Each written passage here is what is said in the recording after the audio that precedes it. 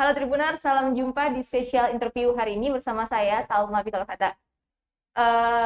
Sebelumnya saya dan segenap kru tribunambon.com mengucapkan selamat hari ulang tahun Kota Ambon yang ke-446. Semoga tetap manis dan damai selalu. Tribunar, seperti yang kita ketahui bersama, kemarin tepat hari ulang tahun Kota Ambon, tarif angkot menjadi naik. Hal ini merespon adanya demonstrasi yang dilakukan sopir angkutan kota meminta agar mereka disejahterakan menyusul adanya kenaikan harga BBM.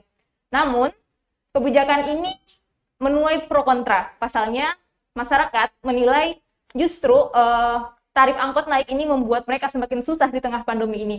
Lalu, kenapa pemerintah memilih menaikkan harga angkot?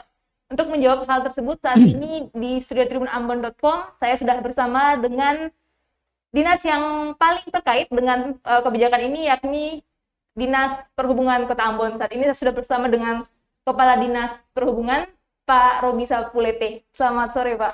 Selamat sore rekan Salma dan para Tribuners dimanapun Anda berada. Selamat sore, ya. Ya Pak, terima kasih Pak sudah bersedia hadir di special interview hari ini. Ya. Sebelum saya ucapkan selamat ulang tahun. Ya, terima kasih. Ya. Nah Pak, banyak yang mengatakan kalau Kota Ambon kemarin kita mendapatkan kado, entah itu kadonya istimewa atau pahit, tapi banyak yang mengatakan kalau itu adalah kado pahit. Karena tepat di saat hari ulang tahun Kota Ambon, kemudian tarif angkot naik.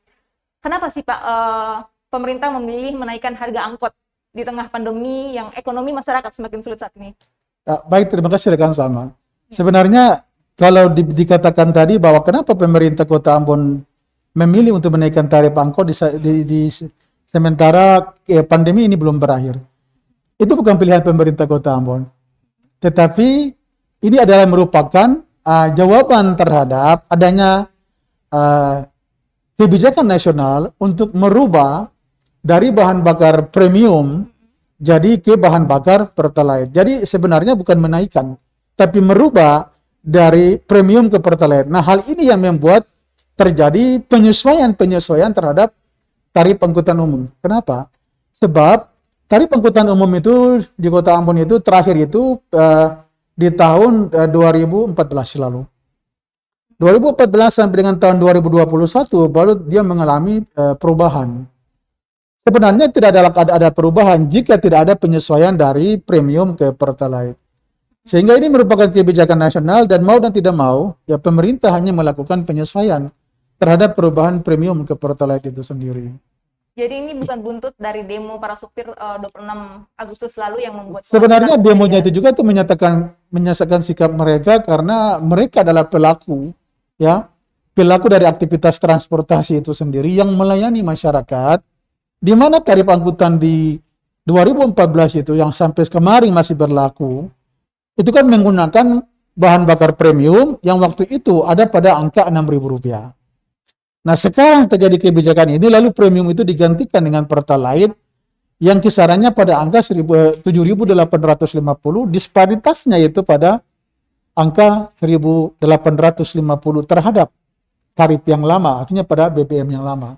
Lalu Pak, berapa sih tarif angkot sekarang? Tarif angkot sekarang itu saya kan nggak bisa merinci satu persatu setiap trayek. Ada 63 trayek di Ambon, terdiri pada trayek-trayek yang berada pada daerah dataran dan trayek-trayek yang berada pada daerah-daerah perbukitan. Sehingga ada perbedaan harga antara angkutan yang ada trayek yang ada pada daerah-daerah datar dengan daerah-daerah perbukitan. Di mana pada daerah-daerah datar itu kenaikan maksimum itu ada pada 30%. Kemudian kenaikan maksimum pada daerah-daerah pegunungan atau batas atasnya itu terakhir itu pada angka 35%. Daerah-daerah perbukitan seperti di Hukurila, Ema, Kilang, Naku, Soya, Hatalai, Tuni dan sekitarnya itu terjadi demikian. 30 sampai dengan 35% itu kira-kira berapa rupiah Pak? Jadi contohnya begini, pada daerah datar misalnya, daerah datar itu tarif yang lama seperti Batu Gajah, Batu Merah, terus kemudian Talake, itu tarif yang lama itu kan 2.800. Nah, dia berubah menjadi 3.500. Ya. Kemudian pada tarif-tarif pegunungan itu misalnya pada daerah Taen dan sekitarnya itu kan tarif lama itu ada pada 3.800, itu dia bergeser menjadi 4.700 rupiah. Nah, Itu Pak, yang terjadi. ya. Apakah kenaikan tarif angkot ini berbeda untuk masyarakat umum dengan mahasiswa dan anak sekolah? Ya pasti, kan ada ketentuan pemerintah. Bahwa untuk mahasiswa dan pelajar itu, tarif mereka itu adalah 50% dari tarif penumpang umum. Sehingga kalau memang katakanlah tarifnya 4.700, maka kurang lebih 2.300 yang mereka mesti bayar, ya. Jika dibandingkan dengan yang umum yang kurang lebih 4.700 rupiah. Nah, Pak, saya contohkan tadi dengan angkutan kota ke Stein misalnya kan harga awal dari 3.800 kemudian jadi 4.700. Ya. Tapi saya pengalaman pernah tinggal di sana itu biasanya bayar 4.000. Itu pun dari zaman masih kuliah. Itu gimana lagi, Pak? Jadi begini, tarif kemarin kan 3.800. Nah, kalau barang 4.000, status sama apa? Mahasiswa apa penumpang umum? Penumpang umum sekarang, tapi maksud Penumpang saya umum. ketika dulu maksudnya pas masih kuliah. Sebenarnya begini, ketentuannya di dalam peraturan itu menunjukkan identitas kita sebagai mahasiswa atau pelajar, berarti tarif yang kita bayarkan adalah 50% dari tarif umum. Seperti itu. Nah, kalau memang ada anomali-anomali yang terjadi di lapangan, yang dilakukan oleh personality dalam hal ini para pengemudi angkot, itu bisa melaporkan itu kepada perhubungan, ya. Dilaporkan kepada perhubungan untuk diambil langkah-langkah di dalam menertibkan adanya hal-hal yang mereka lakukan tidak sesuai dengan regulasi. Nah, Pak, kalau harga angkot yang sekarang ini mulai berlaku kemarin kan pada saat Ya, ulang tahun kota. ditetapkan tanggal 7 September kemarin. Itu ditetapkan kemarin langsung otomatis berlaku di semua. Ya, kami pantau di lapangan kalau memang dalam surat keputusan wali kota itu kan mulai diberlakukan tanggal 7 September. Nah, tetapi kemarin itu juga ada beberapa trayek itu yang mereka belum, karena itu kan mereka masih menunggu, ya, masih menunggu surat keputusan resmi yang disampaikan kepada mereka. Karena memang dari hari tanggal 6 malam itu kan sudah beredar adanya tarif angkot yang baru. Tetapi itu kan tidak dibuktikan dengan keabsahan itu melalui tanda tangan Pak Wali Kota dan dicap oleh pemerintah kota.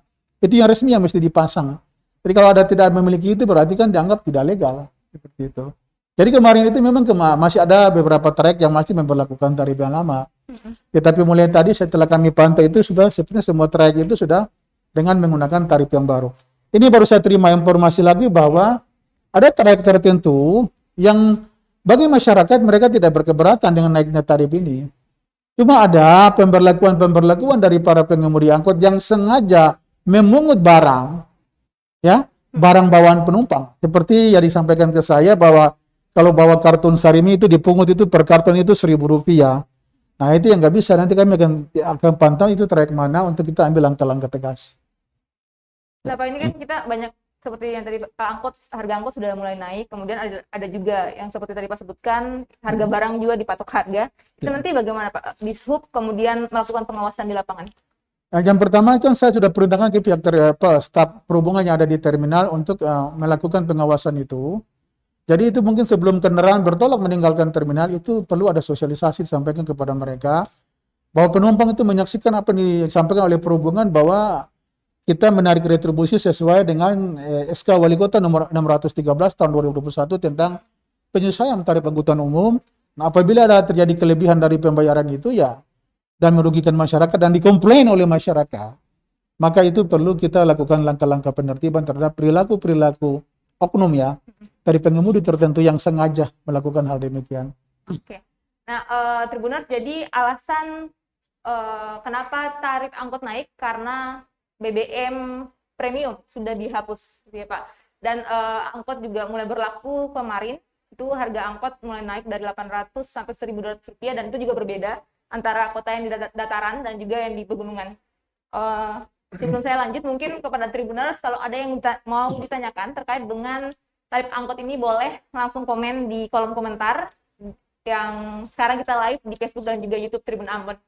Oke Pak, kita tahu bersama nih Pak, kebijakan ini diambil terkesan sangat tergesa-gesa sekali. Ini bukan menurut saya, ini menurut Ombudsman. Kata mereka kok kenapa ini terkesan sangat tergesa-gesa dan pemerintah tidak bijak. Karena ketika tanggal 26 Agustus lalu ketika demo besar-besaran di DPRD Kota Ambon lalu membuat macet yang disebut kalau itu macet terpanjang dalam sejarah Kota Ambon, tiba-tiba Bapak langsung mengatakan kalau nanti tanggal 7 September tarif angkut akan naik. Ini gimana Pak? Dan Jadi pemerintah begini, menanggapi hal ini? beberapa waktu lalu memang sebelum adanya demonstrasi itu dari para pengemudi, kan keluh kesah mereka sudah sampaikan kepada kami melalui satu proses dialog. Nah, kami sendiri sudah membangun komunikasi dengan pihak Pertamina pada waktu itu, ya, bahwa kami minta kepada pihak Pertamina itu bagaimana kalau perubahan kebijakan nasional dari premium dialihkan ke Pertalite itu dipending. Yang ditawarkan oleh perhubungan dalam hal ini pemerintah Kota Ambon adalah bagaimana diperpanjang sampai dengan tanggal 31 Desember 2021, mengingatkan kondisinya kondisi pandemi.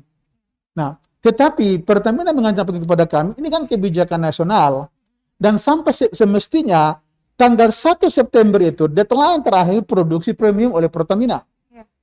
Pertamina sejak tanggal 1 September 2021 sudah tidak lagi memproduksi premium. Ya. Nah, bisa saja kita tetap mempertahankan premium, tapi kalau di SPBU tidak tersedia premium, dari mana kita bisa isi premium? Nah, tetapi sebenarnya kebijakan ini merupakan implementasi dari kebijakan nasional istimewa dari keputusan Menteri Lingkungan Hidup dan Kehutanan Republik Indonesia nomor 20 tahun 2017 tentang langit biru.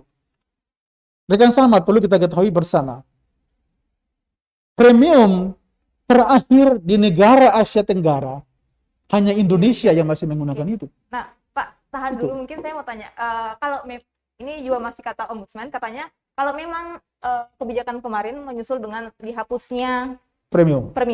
Lalu kenapa pemerintah tidak memperjuangkan saja harga Pertalite supaya setara dengan premium? Sama-sama. Disparitas harga antara premium dengan Pertalite itu kan 1.850. Iya kan?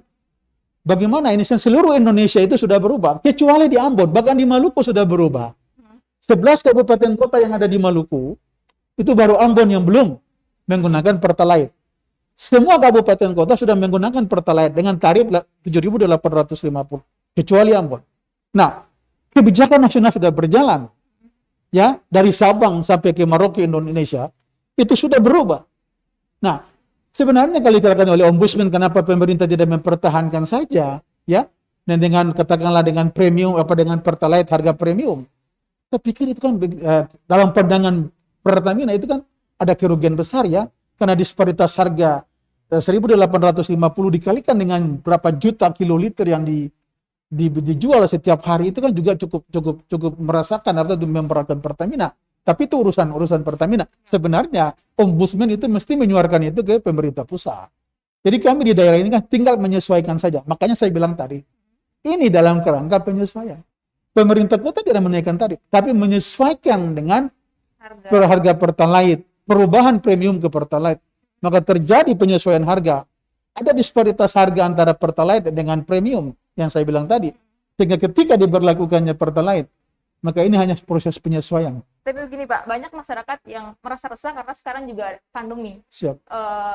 Juga karena memang kalau kita bisa lihat sementara kan, sekarang karena pandemi ada PPKM, Ya. banyak toko yang ditutup, orang-orang yang mencari uang pun semakin susah. Jadi kan banyak mereka yang bilang, loh ini kita semakin susah, ditambah lagi tarif angkot naik, belum lagi tambah kemarin sebelumnya sempat tarif parkir juga naik. Kenapa sih Pak pemerintah semakin hari memberi kita beban yang baru, begitu Pak? Sebenarnya begini ya, kalau saya mau lihat begini, ada nilai tertentu yang kita dibalik pemberlakuan dari premium ke Pertalite. Kalau kita hanya melihat kepada terjadi disparitas harga angkot dari yang menaik itu kurang lebih 800 sampai 1.200, tapi ada harga tertentu yang kita terima manfaat dari kebijakan ini. Yang pertama adalah bahwa kualitas udara kita yang kita hirup dengan perubahan premium ke Pertalite itu kan lebih baik ketimbang kita menggunakan premium. Karena RON research of octane number antara premium dengan Pertalite itu kan 88 dengan 90. Nah, nilai oktan pada Pertalite itu lebih tinggi. Nilai oktan yang lebih tinggi berarti kualitas udara lebih bagus.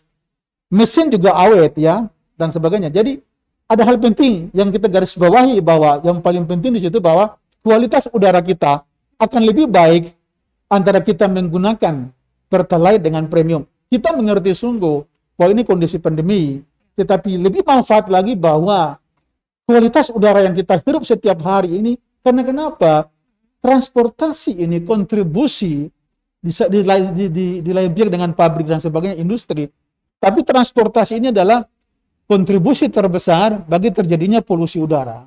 Salah satu hal adalah angkutan, ya, kendaraan roda 4 dan roda 2 yang menggunakan bahan bakar premium sebagai bahan bakar. Nah, di dalam unsur bahan bakar premium ini sendiri kan dia mengandung bahan aditif, bahan kimia aditif yang kita kenal, ya, membuat dia murah. Murahnya itu karena pakai bahan bakar pakai aditif. Nah, aditif ini sangat berbahaya bagi kualitas udara. Nah, ini terjadi pencemaran udara, apalagi yang namanya timbal di dalam campuran bahan bakar premium itu. Oke, tahan dulu Pak. Jadi Tribuners, itu kenapa alasan tarif angkot menjadi naik? Karena BBM, pemerintah memang sudah berencana menghapus BBM oktan rendah, yaitu premium maksud saya, maaf. Pertamax. Pertamax. Ini Pak, masyarakat kan banyak yang tidak. Kami dari Tribun Ambon, kami pernah melakukan wawancara acak ke masyarakat ini terkait dengan BBM oktan rendah. Kemudian banyak yang menjawab kalau kenapa kita pakai BBM lebih memilih pakai premium, itu karena harganya lebih murah. Mereka sama sekali tidak tahu kalau ini karena udara yang membuat kita rusak, kemudian juga ada dampak-dampak buruk lainnya. Lalu kemudian saya ingin bertanya, apakah ini berarti pemerintah juga mengatakan ke masyarakat kalau lebih baik kalian membayar lebih mahal 1.200 atau 800 rupiah dari sebelumnya daripada kesehatan kalian terganggu seperti itu, Pak? Ini saya bilang tadi bahwa ada nilai social cost yang kita keluarkan atau kita rasakan. Jadi nilai yang kita keluarkan dari terjadinya kenaikan tarif angkut itu, jika dibandingkan dengan nilai social cost yang kita terima karena kualitas udara kita adalah lebih baik, itu nilainya lebih tinggi daripada disparitas harga tarif angkutan yang lama adalah 800 sampai 1.200 jika dibandingkan dengan harga yang sekarang. Karena udara yang kita hirup itu adalah lebih bersih.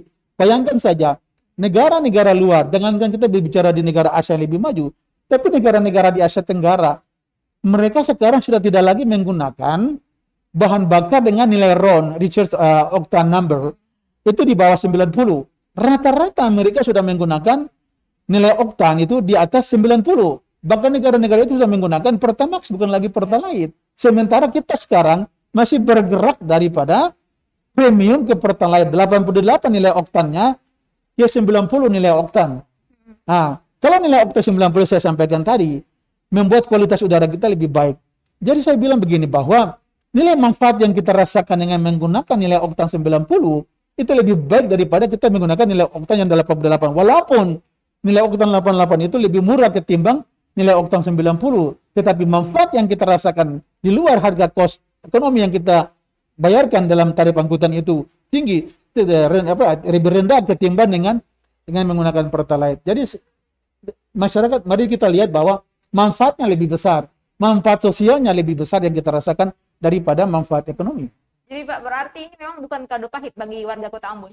Sebenarnya begini, yang saya bilang tadi, pemerintah Kota Ambon minta kepada pihak Pertamina untuk diundur sampai dengan tanggal 31 Desember 2021.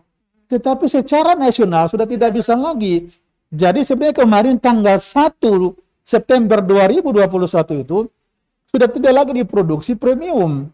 Tapi kami masih mengulurkan itu sampai dengan tanggal 7 September launching, tidak lagi penggunaan premium di Kota Ambon, tetapi sudah digantikan dengan Pertalite. Bersamaan dengan itulah terjadi penyesuaian tarif, ya, antara tarif yang lama yang menggunakan premium dengan tarif yang baru yang menggunakan Pertalite.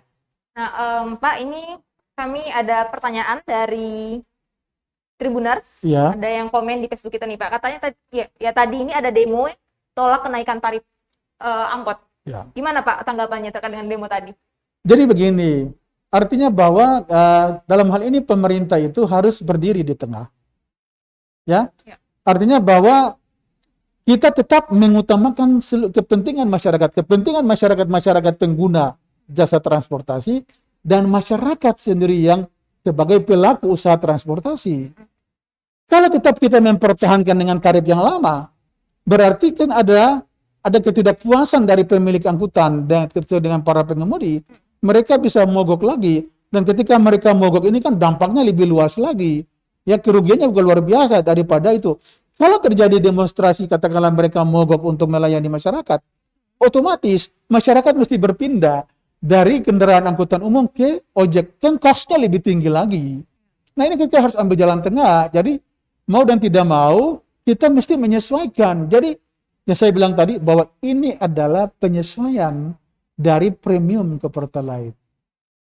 Jadi ya Tribuners itu katanya demonstrasi. Jadi dilakukan tadi tarif kenaikan angkot karena mereka merasa mereka itu membebani mereka sekali. Pak, yang kebanyakan tadi kan yang demo itu mahasiswa. Sip. Ya. Nah, yang seperti saya bilang di awal tadi. Ya, jadi begini, kan mahasiswa itu kan tidak disamakan tarifnya dengan tarif umum. Tetap mahasiswa itu tetap harga tarifnya itu 50% terhadap tarif umum. Mahasiswa tetap saja dengan tarif begini. Contoh kasus, pada trayek-trayek yang flat yang datar, kemarin itu kan dia tarifnya 2.800. 2.800, tarif mahasiswa kan 50%.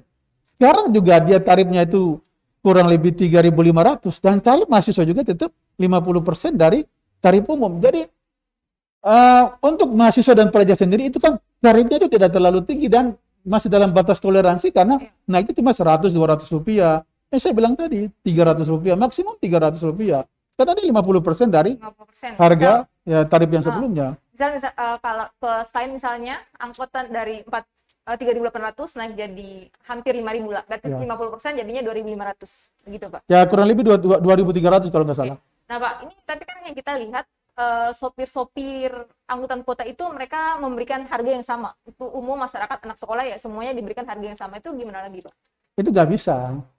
Ya tetap kita akan berlakuan ya. Bahwa tetap kita mengacu kepada regulasi.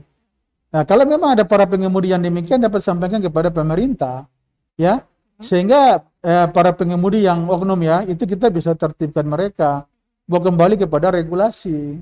Regulasi kita kan 50% dari tarif umum. Sehingga ada pemberlakuan itu. Jangan sampai ya mahasiswa itu juga dirugikan atau pelajar dirugikan. Karena sebentar lagi kan kalau sekolah tatap muka sudah berjalan, berarti kan sejumlah pelajar mahasiswa itu akan beraktivitas lagi. Nah ini kita akan pantau dan jangan segan-segan untuk melaporkan kepada dinas bahwa ada pengemudi-pengemudi nakal yang sengaja menaikkan tarif pelajar atau mahasiswa sama dengan tarif umum. Berarti kalau bisa mahasiswa kalau mau lapor di mana, Pak? Ke perhubungan kan? Langsung datangi kantor saja. Ya. Atau nanti kami buka mungkin lapor ya, laporan. Berarti kesimpulannya tadi karena Bapak bilang kan harusnya nih 1 September ini sudah mulai berlaku, tapi kita tarik ulur ke tanggal 7 sengaja. Itu memang berarti sebagai kado ke Kota Ambon. Apakah ada kado lain? Maksud saya kebijakan lain selain tarif angkut dinaikkan? Jadi begini, memang ada beberapa kebijakan pemerintah Kota Ambon di dalam menata sistem transportasi yang ada di Kota Ambon. Setelah tarif angkut kita sudah melakukan penyesuaian dari premium ke Pertalite, ada langkah-langkah konkret lain yang mesti kita ambil adalah tentang perampingan trayek. Kita tahu bersama bahwa Kota Ambon ini kecil sekali, tapi jumlah trayek itu kurang lebih ada 63 trayek. Nah ini terlampau banyak. Nah, trayek-trayek ini mesti kita rampingkan dari 63 trayek itu kurang lebih menjadi 33 atau 34 trayek saja. Sekaligus kita mengatur rute-rute trayek ini tidak terjadi tumpahan tindih maupun bisa mengurangi sedikit kemacetan. Karena tumpahan tindih trayek dan tumpahan tindih jalur trayek. Itu prinsipnya, itu yang pertama. Yang berikut, setelah perampingan trayek lagi, yang kedua, ada kegiatan lagi, yaitu yang namanya tentang pembatasan usia kendaraan. Rata-rata kendaraan di Ambon ini usianya di atas 20 tahun. Nah, oleh karena itu, kami akan membatasi usia layanan kendaraan itu menjadi maksimum 20 tahun. Kemarin memang pertimbangannya 15. Tapi kami memperhitungkan lagi tentang nilai investasi. Sebenarnya kalau angkutan umum itu investasinya itu 5 tahun itu sudah break even point ya. Kalau mereka itu melakukan kredit pada dealer-dealer kendaraan atau ya leasing, lembaga leasing. 5 tahun sudah break even point. Tetapi kami sudah memperpanjang menjadi 20 tahun dan sampai dengan September 2022 yang akan datang.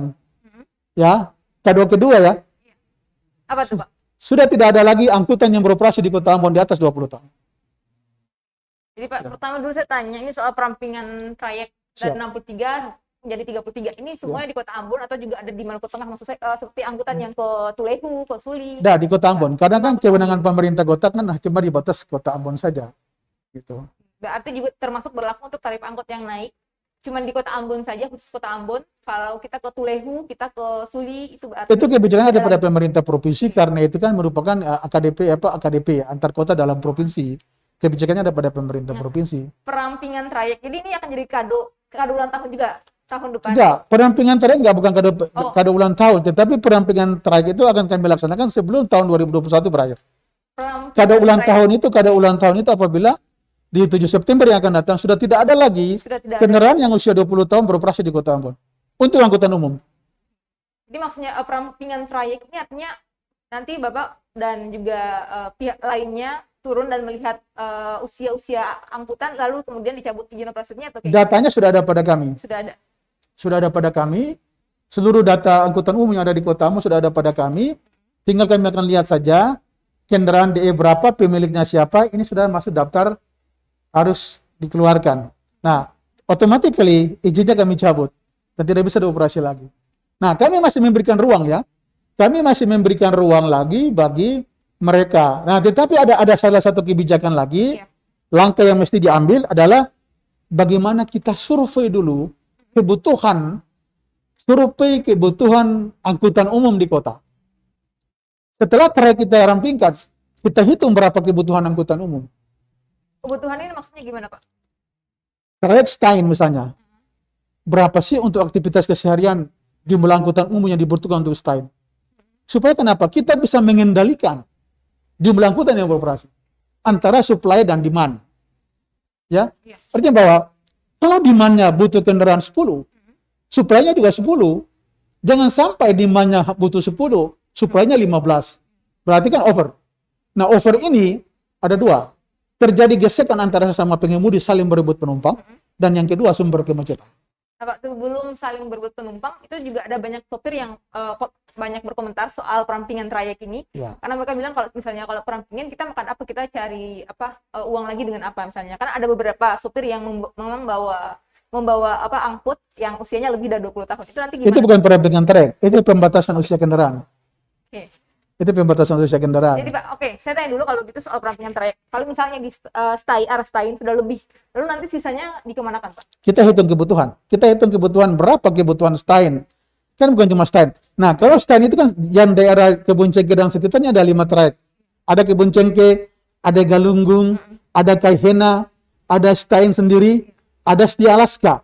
Nah, kalau tidak salah, kurang lebih hanya tiga trayek saja di atas, yaitu Kebun Cengke, Kaihena, Stein kita gabungkan satu, Setia Alaska, dan yang satunya lagi, itu Warasia, itu kita berbeda. Jadi kurang lebih ada 3 trayek di atas, cukup 3 trayek. Nah, supaya tidak ada tumpang tindih ya, tidak ada overlap di lapangan antara satu trayek dengan trayek yang lain.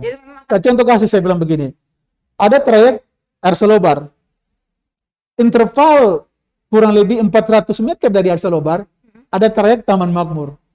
Ini kan nggak perlu. Kenapa tidak jadikan satu saja antara Arselobar dengan Taman Makmur? Kan sama saja. Kan interval cuma tinggal 300 meter, 400 meter. Nah, ini kita mau merampingkan semua begitu. Untuk rampingkan lalu nanti bagaimana pengawasannya di sub di lapangan? Nah begini, di semua akan menggandeng teristimewa kepolisian dalam hal ini Lantas. Nah, tetapi sebelum kita masuk ke sana, langkah-langkah mesti kita ambil dulu, sosialisasi dan sebagainya. Organda kami panggil, kemudian juga yang para pengemudi kami panggil, kita akan menyampaikan ini. Nah, skenario-nya baru kita laksanakan. Yang jelas, saya mau itu kalau bisa sebelum Desember 2021 berakhir, itu sudah ada perampingan trayek. Nanti yang pembatasan usia kendaraan itu akan kita laksanakan, akan menjadi kado kedua di kota tahun 2022. Karena ini bukan cuma Diso punya mau, tapi kita melihat tarif angkutan naik, tapi layanan juga harus bagus. Jangan sampai tarifnya naik, layanan tidak baik. Layanan tidak baik. Sarana transportasinya sudah rusak, ya. Di lantai kendaraannya itu sudah bolong-bolong, bisa lihat aspal di bawah, naik tanjakan 2000 yang di stand udah nggak bisa. Bagaimana dengan kenyamanan dan keselamatan dari para pengguna jasa? Ini menjadi hal yang paling penting. supaya kita akan lihat lagi. Kalau memang, ini kan ada kurang lebih 2.000 kendaraan di Ambon nih. Kita lihat, kebutuhan kita cuma sekian 1.000 berapa, katakanlah begitu. Oh, kita batasi di sini. Nah, dengan adanya pembatasan usia kendaraan ini, kita akan lebih seleksi lagi. Bahwa kebutuhan angkutan umum di Ambon membutuhkan hanya angkutan umum kurang lebih 1.600. Kita dengan 1.600, cukup. Jangan lebih dari 1.600. Kadang kenapa? Akan ada kemacetan. Belum lagi kalau misalnya usia kendaraan sudah tua, biasanya lebih membahayakan penumpang. Ya, itu kenyamanan dan keselamatan penting. Jadi kalau untuk perampingan trayek, kapan Pak ini akan mulai undang semua komponen untuk Ya, saya akan bergerak satu persatu ya. satu persatu? Iya. Ini kan sudah, tarif angkut sudah selesai, kita akan melangkah lagi dengan gaya berikut itu menyangkut dengan perampingan trayek. Perampingan trayek selesai, kita melangkah lagi dengan pembatasan usia kendaraan. Nah Pak, ini selain sudah 3 ya, berarti kebijakan nanti baru, ini soal angkutan. Katanya juga masalah tarif angkut nih, nanti ada pembayaran angkut sudah pakai kartu. Ya, Pakai uang lagi Pak. memang rencananya begini, sistem pembayarannya itu kan menggunakan barcode. Ya.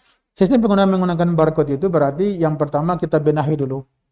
Ya, kita benahi, kami akan benahi lagi. Ya, saya bilang tadi ketika usia kendaraan yang sudah tua, sudah tidak layak lagi itu kita hilangkan. Ya, mungkin kami akan bekerja sama dengan beberapa stakeholder terkait bagaimana menyiapkan itu peralatannya di dalam kendaraan itu sendiri. Bagaimana pengemudi itu diberikan pelatihan tentang bagaimana penggunaan Android, karena itu kan menggunakan Android. Ataupun ada teknis-teknis lain ya yang kita gunakan seperti di tol, ketika kita masuk tol, waktu masuk tol kan dulu kan masih manual, ya. Tetapi dengan cashless, dengan Android kita hanya tembak ya truk, ya udah selesai. Nah itu, tapi ya bukan berarti serempak semua pengguna jasa angkutan umum itu harus menggunakan Android. Bagaimana dengan masyarakat yang tidak punya Android? Gimana Pak? Berikan peluang bagi mereka dengan menggunakan pembayaran tunai. Sampai saatnya nanti semua memiliki Android, baru tetap dengan menggunakan barcode tadi. Memang kemarin juga selain penumpang yang mengeluh, sopir angkot juga mengeluh. Nah, kita Pasti. juga belum punya Android, juga tidak punya pulsa internet. Itu dia. Nah, Pak, ini saya kembali dulu yang ke tadi Pak, soal perampingan untuk angkot yang di atas lebih dari 20 tahun. 20 tahun. Kan tadi Bapak bilang kalau sudah ada datanya nih Pak. Ya.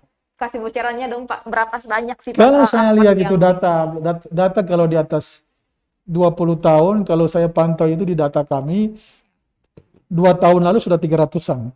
300-an. Kalau sampai dengan tahun 2022, pemberlakuannya sekitar 400-an. Kalau 15 tahun itu kurang lebih sekitar 700-an. Kendaraan di atas 20 tahun. Nah, oleh sebab itu nantinya kami akan lihat datanya dulu. Saya bilang tadi, yang jelas bahwa 20 tahun ke atas kita hentikan. Itu. Datanya sudah ada. Nah, trayek mana, ada berapa unit, biayanya berapa, pemiliknya siapa, izinnya atas nama siapa, kan sudah. Tinggal kita tentukan bahwa September 2022 tidak ada lagi angkutan yang beroperasi di atas 20 tahun. Setelah itu kan kita akan melakukan survei dulu. Berapa sih kebutuhan saya bilang tadi? Apa perlu ada tambahan kendaraan? Tunggu Pak, berarti nanti ada sekitar 700-an lebih. Nanti apa? Enggak. Kalau 700-an lebih itu di atas 15 tahun. Kalau 20 tahun itu saya diperkirakan sekitar 400-an. 400-an. Ya. Nanti apa yang terjadi dengan angkutan kota di atas 400-an itu Pak? Kalau misalnya apa yang terjadi dengan angkutan 400 ini bukan sedikit Bapak, ini Betul. banyak sekali. Ya. Yang pertama begini, dari hasil survei load factor itu menentukan setiap trayek itu membutuhkan berapa kendaraan. Kami akan berikan peluang bagi pengusaha angkutan untuk menambah armadanya. Ya. Artinya menambah armada dalam kerangka peremajaan, tapi sesuai kebutuhan. Tapi kami akan lihat lagi, pengusaha A katakanlah, dia yang kemarin, dia punya 10 kendaraan misalnya. Ini pengalaman ya. Tetapi dengan adanya pembatasan usia kendaraan, terus ada lagi pengusaha B katakanlah, yang punya cuma 1 kendaraan. Nah, tetapi dia mau lagi berinvestasi di sektor angkutan, kita akan mengutamakan dia yang punya 1. Yang 8 katakanlah kita kalau memang ada 2 atau 3 yang dikurangi. Tetapi kan masih ada dia punya 5. Tapi yang 1 ini, yang punya 1, kalau dia masih mau berusaha di bidang angkutan, kami akan melakukan ruang peremajaan untuk dia melakukan peremajaan untuk menggantikan kendaraan yang sudah lama. Jadi berarti ada pengecualian untuk Ya. pengusaha angkot yang cuma punya sedikit saja angkutan. Cuma Ya, 1. kita akan lebih adil kan, supaya bagaimana membuka ruang sebesar-besarnya bagi orang yang mau berusaha. tapi tidak ada monopoli. Biarkan kesempatan kepada yang lain. Jangan sampai cuma satu saja jadi superior misalnya. Nah, jangan. Ya toh? Oke. Nah, Pak, ini juga ada lagi, Pak, kebijakan lain selain 4 kebijakan tadi. Saya kira dari aspek sarana transportasi itu dulu. Nah, ini Pak, saya ada salah satu Tribuners, ini dia adalah pengusaha, dia juga pengusaha angkut. Dia bilang dia bertanya ini adanya kebijakan pemerintah melakukan operasional angkutan umum memakai SIP A dan SIP B. Oh ya. Ya, nih Pak, katanya dia begini. Ini anonim aja ya Pak. Ya. Katanya dia jelas-jelas ini merugikan para pengusaha-pengusaha baru karena kami tidak mampu membayar cicilan, apalagi di pandemi. Dan ini akan sangat berakibat separuh dari mereka akan terancam kehilangan usaha. Itu gimana Pak? Ya, memang benar sekali ya. Artinya bahwa pada saat pandemi ini kan ada kebijakan nasional bahwa sektor transportasi itu dikurangi 50% dan seterusnya. 50% dari supply maupun 50% dalam hal physical distancing ya di dalam angkutan umum sendiri. Jadi kita menyesuaikan dengan kebijakan. Ya berharap sungguh bahwa ada perubahan-perubahan kebijakan. Nah sekarang Kota Ambon kan sudah masuk kepada zona kuning. Kalau zona kuning kita akan lakukan beberapa perubahan kebijakan lagi. Sebenarnya di dalam kebijakan ini yang sangat dirugikan itu adalah pemilik angkot. Kalau pengemudi angkot itu kami survei ya, malah mereka mau gimana kalau kita mempertahankan saja dengan sistem SIP. Karena dengan sistem SIP ini mereka merasa bahwa yang pertama kurang macet. Yang kedua, pendapatan mereka tinggi. Karena banyak penumpang. Ya, karena banyak penumpang. Nah, kemudian yang repotnya lagi bahwa bagi para majikan itu hanya di store 50%. Nah, sementara yang dioperasi per hari itu, nanti kami akan lihat lagi. Makanya mereka datang ke kami minta kalau bisa yang sistem SIP ini diterapkan, yang dipatenkan saja. Kami bilang begini, kalau mau dipatenkan akan kami survei dulu. Disurvei dulu, terus kemudian kalau mau dipatenkan berarti nilai setorannya ya kepada majikan itu harus katakanlah harus dinaikkan. Iya kan? Karena kan dia mobilnya ini kan dia kredit nih. Iya. Nah, membayar kredit dengan 50% itu kan nggak cukup disetor ke lembaga leasing. Nah, kecuali dia mau untuk katakanlah 15 hari operasi, 15 hari istirahat, tetapi yang dibayarkan kepada majikan itu adalah 2 kali kondisi normal. Katakanlah kalau normal di store per hari kan 200.000. 400.000 bisa nggak bayar ke majikan? Tapi itu menjadi suatu survei yang besar untuk menghitung pendapatan mereka. Jadi mungkin Disub punya banyak PR ya Pak? Karena Nah ini, ada banyak sekali ini kan saya bilang tadi, sektor transportasi ini kan urat nadi pergerakan, urat nadi ekonomi. Nah kalau katakanlah urat nadinya itu kalau dia terhenti, berarti ekonomi juga berhenti. Ini masalah, ya kan? Di mana-mana sektor publik transportasi ini memegang peranan penting. Nah ini mesti dikendalikan secara baik. Contoh kasus, kemarin ketika para pengemudi angkut itu mereka unjuk rasa, itu kan menyebabkan kemacetan yang paling parah selama dalam sejarah. Kemudian masyarakat tidak mendapatkan layanan angkutan umum. Semua masyarakat bergeser ke menggunakan ojek. Kan lebih tinggi lagi. Kasihan kan? Nah itu yang saya bilang tadi. Kita mesti bijak ya untuk mengatur itu. Tapi yang jelas Disub akan terus melakukan pengawasan dan juga memberikan pelayanan yang terbaik terhadap transportasi. Kami berupaya. Kendala yang kami hadapi di Ambon dari sektor perhubungan yaitu infrastruktur. Terminalnya belum memadai. Belum memenuhi standar itu terminal ya. Terminal ini kan dibangunkan dari era tahun 80-an. Waktu itu kan masih berapa trayek di Ambon. Berapa jumlah kendaraan di Ambon? Dengan sekarang jumlah kendaraan begini banyak. Belum lagi aktivitas para pedagang yang sudah masuk kepada areal terminal. Ini menjadi persoalan yang luar biasa bagi sektor transportasi. Kemudian pertumbuhan kendaraan dari waktu ke waktu mengalami peningkatan. Sementara kapasitas jalan tetap seperti biasa, tidak mengalami peningkatan. Sehingga rasio antara kapasitas dengan kendaraan itu tidak berbanding. Nah, kami takutkan ya, ini kan sudah mulai macet. Ini kalau sekiranya kondisi normal, seluruh kendaraan turun ke jalan, ini pasti akan terjadi kemacetan-kemacetan, khususnya pada ruas-ruas jalan tertentu seperti Jalan Sudirman, Rijali, dan Tulukabesi pada jam-jam puncak pagi maupun jam puncak sore. Karena di mana lagi jalan alternatif?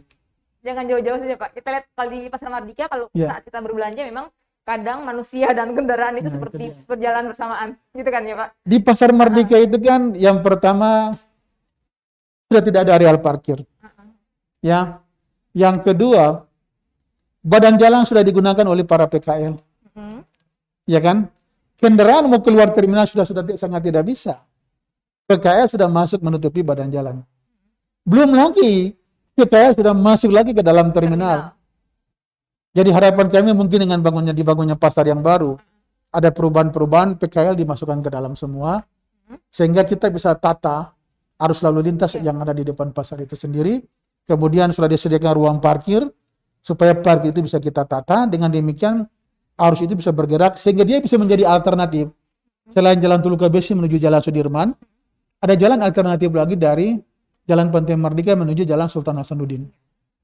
Pak, ini kalau untuk, jadi soal yang di Merdeka, kan banyak sekali angkutan kota yang punya tempat mangkal di situ. Jadi nanti kan sementara ada revitalisasi Pasar Merdeka, apakah nanti terminal juga direvitalisasi? Itu yang saya bilang kemarin.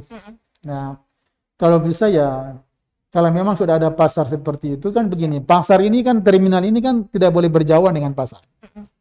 Jadi dia harus berdekatan dengan pasar, karena sekali orang melakukan perjalanan, tujuannya itu bisa tercapai. Artinya bawa-bawa dia ke pasar, dia berhenti di terminal, dia langsung ke pasar dan sebagainya. Tetapi kalau memang pasar sudah dibangun, semestinya terminal juga harus ditata supaya ada keseimbangan. Jangan sampai pasar sudah dibangun, terminalnya juga masih tetap seperti itu. Karena bayangkan saja sampai saat ini 5 trayek yang ada di Kebun Cengkeh dan sekitarnya tidak memiliki terminal. Punya satu di jalan. Iya, hanya di depan jalan depan Hotel Amans itu yang digunakan. Padahal kesian mereka membayar retribusi terminal. Nah ini yang terjadi. Yang menjadi masalah di Ambon ini. Kalau kita sudah tata sistemnya, kita sudah tata sarananya, yang menjadi persoalan prasarananya, terminal dan lain sebagainya. Jadi kalau bisa saya bilang, Bapak bisa jamin juga kalau tahun 2022 nanti, selain kadonya angkutan yang kalau bisa dibilang sudah tua renta, sudah tidak ada, ditambah lagi sopir-sopir angkutan kota yang angkotnya sudah bisa mereka memarkirkan kendaraannya mereka di pasar, di terminal dengan baik. Nggak bisa. Belum bisa. Kapasitas terminal terbatas jika dibandingkan dengan volume kendaraan. Ya, makanya kita lebih baik itu dia berputar. Dia berputar saja, ya, sirkulasinya seperti itu. Cuma kalau dia berputar itu pada saat jam puncak, ya itu yang saya bilang macet. Nah, sekarang mesti kita pikirkan, sudah mesti membangun infrastruktur tambahan. Perlu ada jalan-jalan alternatif yang mesti kita bangun. Kalau enggak, saya prediksi 5 atau 10 tahun ke depan, macet lebih parah di Kota Ambon. Karena kenapa? Kondisi saat ini berdasarkan hasil survei yang pernah dilakukan oleh Dinas Perhubungan itu, pada saat jam puncak itu, sore hari, itu volume per kapasitas, itu ada pada angka 0,96. Kalau ada angka 0,96 itu mendekati angka 1. Kalau sampai kepada angka 1, itu terjadi kemacetan total. Bayangkan saja, Jalan Jenderal Sudirman ini kalau ada kecelakaan saja di ruas jalan ini, maka terjadi kemacetan yang lebih luar biasa di situ. Tapi tidak ada alternatif. Kalau menggunakan alternatif lewat Jalan Pantai Merdeka, kita terhalang Pasar Merdeka, kita terhalang Pasar Batu Merah. Otomatis kita mesti pikirkan untuk membangun jalan alternatif. Pertimbangan kami, daripada bangun, kan kemarin ada wacana untuk bangun jalan flyover Sudirman. Saya bilang itu flyover Satu Kau ya, Batu Merah. Kenapa kita tidak bangun flyover pesisir?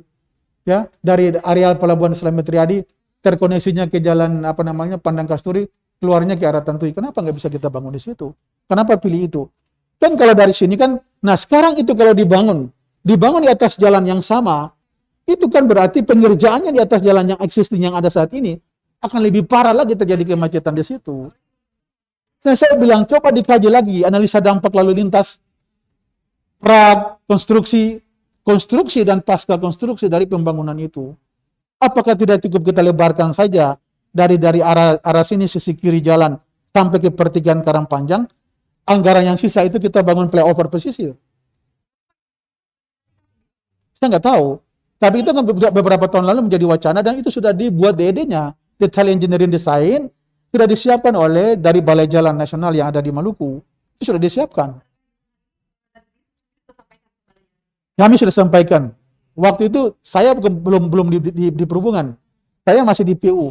Pertimbangan saya sudah sampaikan pada waktu itu.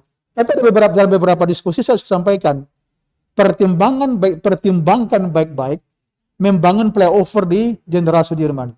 Kenapa kita tidak bangun flyover di pesisir pantai ini saja? Ya, toh tidak ada dikeluarkan apresial untuk biaya pengganti rugi dan sekitarnya. Kalau kita bangun pesisir kan lebih aman, tidak ada proses ganti rugi kayak di atas pesisir. Oke, Tribuners, jadi demikian tadi hasil special interview hari ini. Jadi Pak, soal pro kontra naiknya tarif angkot. Jadi kesimpulannya memang meskipun banyak yang kontra, tapi itu tidak akan berubah lagi karena sudah keputusannya secara nasional. Ya, saya kira begini. Setiap kebijakan itu ada pro, ada kontra. Tetapi pemerintah itu sudah berpikir jauh-jauh bahwa dampak daripada sebuah kebijakan itu lebih kepada masyarakat. Memang saat ini ada disparitas harga antara ongkos transport atau tarif angkutan yang lama dengan angkutan yang baru. Tetapi ada manfaat yang lebih besar yang kita dapatkan dari nilai Rp1.000 atau Rp800 adalah kualitas udara kita yang lebih baik ketimbang kita menggunakan tarif yang lama dengan kualitas udara yang buruk. Saya kira itu. Jadi Tribuners, itu alasan kenapa tarif angkutan kota bisa naik, kenapa ini sudah tidak terasa sudah lebih dari 30 menit perbincangan kita pada sore hari ini. Mungkin ada yang mau Bapak sampaikan lagi ke Tribuners atau masyarakat Kota Ambon terkait dengan tarif angkot ini, Pak? Jadi begini ya, saya kepada warga Kota Ambon yang beta cintai, pemerintah dalam hal mengambil langkah dan kebijakan, tentu langkah dan kebijakan itu sudah mempertimbangkan segala aspek.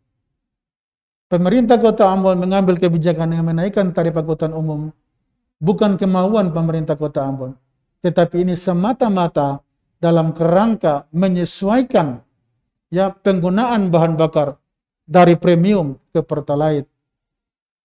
Lebih baik katong pakai pertalite ya, walaupun katong pun harga oto dia sedikit tinggi daripada katong dengan menggunakan premium, harga otonya agak sedikit murah, tapi katong pun udara kotor. Masyarakat ingat, unsur di dalam premium itu ada aditif kimia yang namanya timbal. Itu dia penyebab penyakit kanker. Dan masyarakat bilang, lo orang Ambon sampai sekarang ada yang kena kanker. Lebih baik katong ambil langkah antisipasi daripada tiap hari katong hirup udara yang kotor. Jadi sekali lagi atas nama pemerintah Kota Ambon, beta mohon maaf atas kenaikan tarif ini. Ya, semoga ke depan ada kebijakan-kebijakan yang lebih baik untuk menata kota ini lebih manis. Beta minta katong sama-sama dukung. Sebab kalau bukan katong siapa lain supaya Ambon itu jadi lebih manis.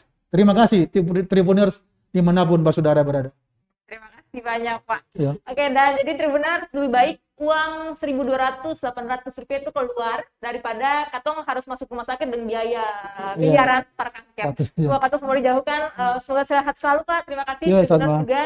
Saya Salmati Kalauhata dan juga Pak Robi mengucapkan terima kasih sudah menyaksikan special interview hari ini. Semoga bermanfaat, dan kalau memang ada yang mau ditanyakan atau yang mau dikeluhkan, boleh langsung datang ke Dishub ya. Tadi sudah disampaikan oleh Pak Robi. Terima kasih, selamat sore. Sampai jumpa dan amato. Terima kasih sudah nonton. Jangan lupa like, subscribe, dan share ya.